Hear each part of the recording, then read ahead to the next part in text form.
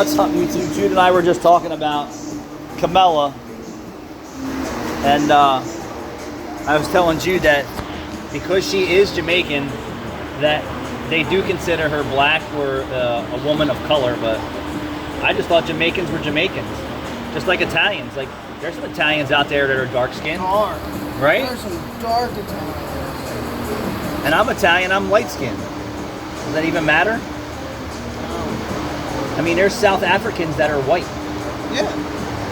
So, you know, when they start using color in their vocabulary and their marketing. It's less about actual, like, what you are than more of, I'm trying to appeal to certain people. I get that, but I'm seeing it and I don't like it.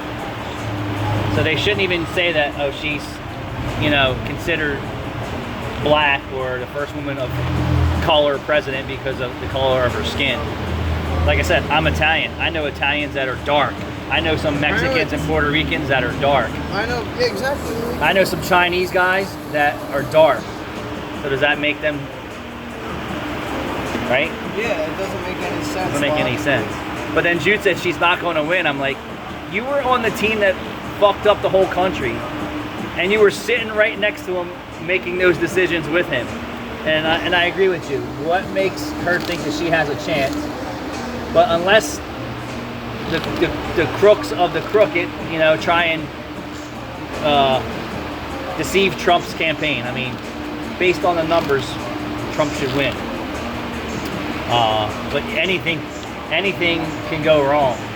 And for us, an election year has always been a tough year for business. Now you throw in attempted assassination.